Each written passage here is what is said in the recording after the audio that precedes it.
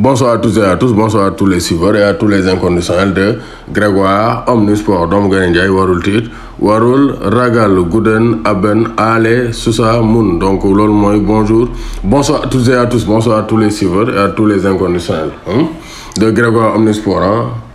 Ale Sousa Moun Fon Grégoire. Donc ça c'est très clair. Donc on va parler de la présentation de Sadio Mané. Comme vous le voyez ci image, Sadio Mané a été présenté officiellement sous les applaudissements avec la présence des supporters du Bayern de Munich.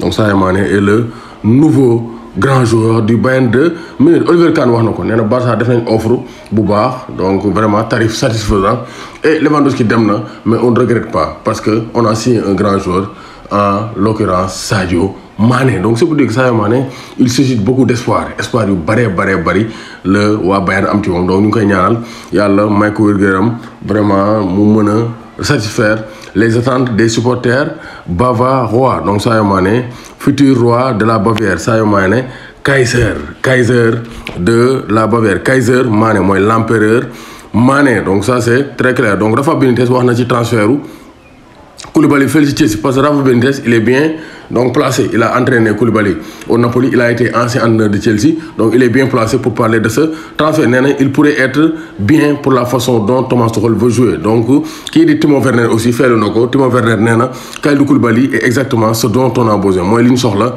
ci défense bi moy Kalidou Koulibaly. Donc Koulibaly nena mon rêve a toujours été de jouer en Premier League. Donc yag nañ ko wax, il y avait des rumeurs l'envoyer à Manchester United et tout, mais finalement il a atterri dans le meilleur club en Angleterre, les Blues de Chelsea. Équipe bu mag bi toujours en Angleterre. Pape Sarr sera l'avenir de Tottenham. Loolu la Antonio Conte wax nee na Pape Sarr c'est un joueur talentueux. Donc lii aussi dal na xel parce que Conte xam nañ ne du caaxaan, du coach buy caaxaan. Bu demee ba tenir de telles paroles donc à l'endroit de Pape Sarr dañuy mën dudul kontaan. Nee na c'est un jeune joueur, un bon espoir.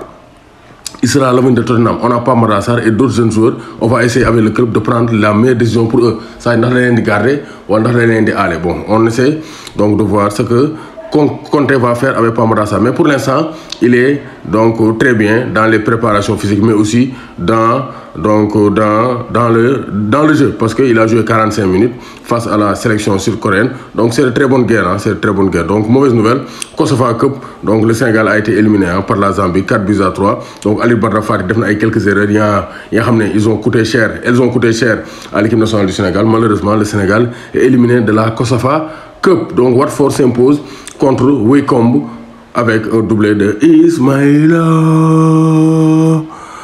Sarenbi. Le champion d'Afrique donc a vécu 2 relégations avec cette formation et il souhaite changer d'air.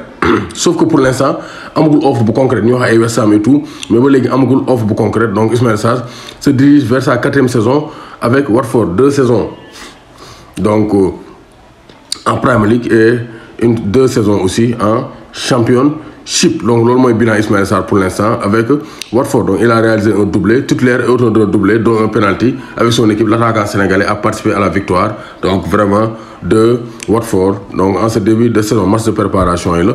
Donc championnat yi, les gros championnats la ñu commencé début août, vendredi 5, samedi 6, dimanche 7, ça sera le démarrage donc des gros championnats. Gis nañu aussi fële ca Espagne, donc on a prolongé le prêt de Alpha Dionkou.